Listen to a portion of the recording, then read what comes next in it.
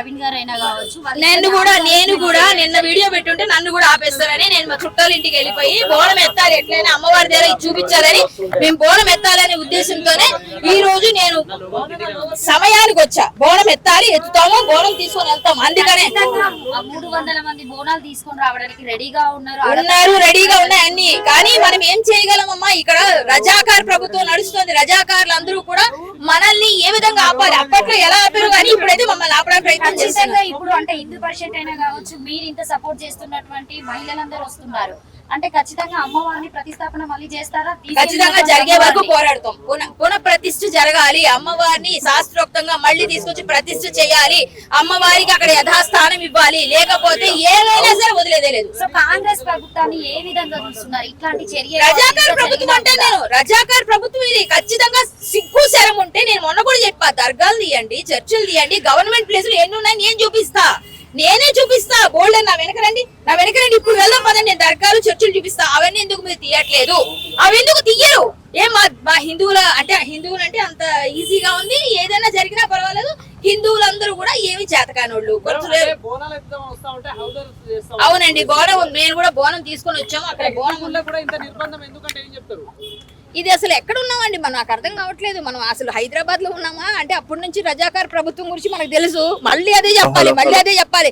ఇది మళ్ళీ రజాకారుల ప్రభుత్వమే మళ్ళీ నడుస్తుంది. కాంగ్రెస్ ప్రభుత్వం అంటేనే ఇప్పుడు ఖచ్చితంగా ఖాన్లకి ఎక్కువగా సపోర్ట్ చేస్తారు. వాళ్ళు కనుసన్నల్లో నడుస్తున్నారు.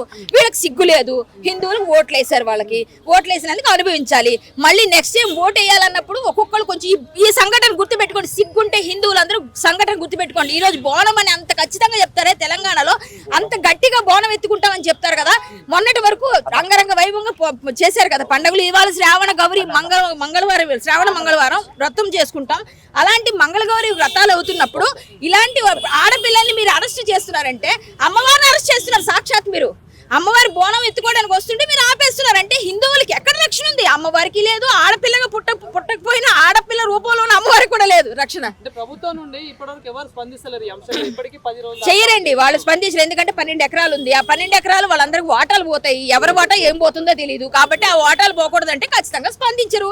స్పందించకపోతే ఆటోమేటిక్ గా కొన్ని రోజులు అయిపోయిన తర్వాత ఏదో ఆ లోపాయికారంగా వాళ్ళకి ఏదో పిలుస్తారు, వాళ్ళు బెదిరిస్తారో బామాలతారు, ఏదో చేస్తారు. ఒక చిన్న ఖచ్చితంగా అంటే బస్తీ వాసులను కూడా కొంతమంది అంటే ప్రభుత్వం వాళ్ళే అంటే కాల్ చేసి మాట్లాడడం 2 కోట్లు ఇస్తేనే డిమాండ్ చేయడం జరిగిందని చెప్తున్నారు అక్క. అది ఎంతవరకు నిజమని చెప్పొచ్చు? ఎంఆర్ఓ కూడా ఖచ్చితంగా 2 లక్షలు అంటే 2 గజంకు 2 లక్షలు, గజంకు 2 కోట్ల 2 లక్షలు మొత్తం కలిపి 2 కోట్లు ఇవ్వండి అని చెప్పేసి అంటే వీళ్ళు గవర్నమెంట్ రేటుకి పోను ఓకేనండి. వాళ్ళు 2 లక్షలు అడిగారు.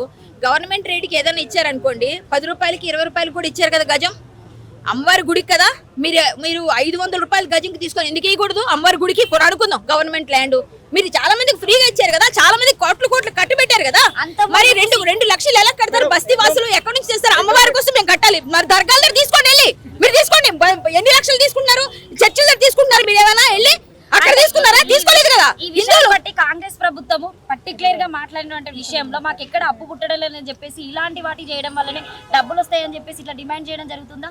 ఏమండి, అప్పు పుట్టట్లేదు కదా, రాష్ట్రం అప్పుల్లో ఉంది కదా. ఆ ప్రభుత్వం చేసింది, ఈ ప్రభుత్వం ఎవరి కాదు దంచుకుంటూ దోచుకుంటూ వెళ్ళిపోతా ఉన్నారు ఇష్టం వచ్చినట్టుగా. ఎవరికి నచ్చినట్టు వాళ్ళు ఏదో కబ్జాలు చేయడం, దాని ద్వారా అమ్మేసుకోవడం, దాని తర్వాత వీళ్ళు పబ్బం గడుపుకోవడం, వీళ్ళ ఇల్లులు కట్టుకోవడం, వీళ్ళ తాలూకు మొత్తం ఆస్తులు పెంచుకోవడం, ప్రజలందరూ చెప్పబట్టుకుని అడుక్కోవడం. ఇదే పరిస్థితి. ఇట్లాంటి సంఘటనలు చాలా జరిగినాయి కదా. కొన్ని రోజులు హడావిడి చేస్తారు, తర్వాత మర్చిపోతున్నారు కదా. ఏంటి ఏదైనా ఎవరు మర్చిపోలేదండి. అది ఇష్యూ చల్లారితేనే అది ఒక కొలిక్కి వస్తేనే వదిలేస్తారండి. ఎవరు ఇవాళ మాట్లాడి వచ్చేది మేము రోజు వస్తున్నాం, రోజు చూస్తున్నాం. 2 రోజుల నుంచి నాకు ఆ రోజు నుంచి బాగాలేదు. సరే నేను 2 రోజుల నుంచి ఫాలోఅప్ చేస్తూనే ఉన్నాం. ఈ రోజు అందరం కలిసి చాలా మంది మహిళలు అందరూ వచ్చారు. అక్క బోనం ఎత్తుదాం అనుకున్నారు. నిన్న వీడియోలు పెట్టిన వాళ్ళందరినీ అవసరం చేశారు. నేను వీడియో పెట్టలేదు, నన్ను అడిగే నేను పెట్టనని చెప్పా. ఎందుకో తెలుసు, నాకు తెలుసు ఇలాంటివి చాలా జరుగుతాయి. ప్రివెంటివ్ అరెస్టులు చేస్తారు. ఇప్పుడు బోనం ఎత్తుకున్న ఆడపిల్లలు అరెస్ట్ చేస్తారంటే మీ ప్రభుత్వం సిగ్గు మీ ప్రభుత్వానికి. ఆడపిల్లలు బోనం ఎత్తుకెళ్ళిపోతే అంటే మీరు ఏం మాట్లాడుతున్నారో అర్థం కాలేదు. ఎలా క్లియర్ అవుతుందండి? క్లియర్ అవ్వదు. కానీ మా అమ్మవారికి మేము బోనం సమర్పించుకుని అమ్మవారికి మొర పెట్టుకుంటామని మేము ఆమెకి బోనం ఇస్తాం. మా ఇష్యూ క్లియర్ చేసుకోవడానికి ఆవిడని మొక్కుకుంటాం, మేము అడుగుతాం. మా తల్లిని మేము కాపాడుకోవడానికి ఆవిడని మేము కాపాడుకోవాల్సిన పరిస్థితి వచ్చింది. ఈ రోజు తల్లి మనల్ని కాపాడుతుంది, కానీ ఆ ఎండోమెంట్ శాఖ మంత్రివారు కొండా సురేఖ గారు కూడా ఉన్నారు. ఆమెకి ఏం చెప్తారు? ఆమెకి ఇంతవరకు కూడా అమ్మా కొండా సురేఖ్ గారు, మీరు ఆడపిల్లగా పుట్టారు. మీరు ఖచ్చితంగా ఆడపిల్ల అయ్యుండి ఇంతమంది ఆడవాళ్ళ ఉసురు పోసుకుంటూ మీరు బాధపడుతూ ఒక మంత్రిగా గద్దెనెక్కి ఈ కాంగ్రెస్ ప్రభుత్వానికి గ్రేస్ చేస్తూ మీరు ఇన్ని విధాలుగా ఆ అమ్మవారిని మర్చిపోయి ఇంత బొట్టు పెట్టుకున్నారు. హిందువుగా పుట్టారు, హిందువుగానే ఏదైనా మనం వెళ్ళిపోతాం అందరం. అలాంటప్పుడు కొంచెం మీరు ఆలోచించి ఆడవాళ్ళ పరిస్థితి అర్థం చేసుకొని ఒక ఎండోమెంట్ శాఖగా మీరు ఒక మినిస్టర్గా ఉన్నారు, ఆ పట్టం మీకు ఇచ్చారు. ఆ పట్టం మీ చేతిలో ఉన్నప్పుడు ఆ పట్ట కట్టుకున్న మీరు వెంటనే గుడి కోసం స్పందించి ఇమీడియట్ గా చెయ్యకపోతే నెక్స్ట్ టైం ఇప్పుడు ఎవరెవరు మినిస్టర్లుగా ఉన్నారు అందరూ ఓడిపోకపోతే అమ్మవారి మీద ఒట్టండి. ఇది వాళ్ళు చెప్తున్నా నేను, అమ్మవారి మీద ఒట్టు. ఖచ్చితంగా అమ్మ చూసుకుంటుంది మీ అందరినీ. కాంగ్రెస్ ప్రభుత్వం ఎలాగూ రాదు, నేను డైరెక్ట్ చెప్తున్నా, ఖచ్చితంగా రాదు. ఇంత ఇష్యూ జరుగుతున్నా కూడా మొన్నటి వరకు కొంతమంది బంగారు బోనాలు ఎత్తుకొని చెప్పేసి ఎవరైనా కావచ్చు, శివశక్తులైనా ఎవరైనా కావచ్చు, ఇంతవరకు వాళ్ళు ఎందుకు స్పందించడం లేదక్క? అందరంటే మహిళలే కదా. శివశక్తులు కూడా ఎవరు వచ్చినా సరే అందరినీ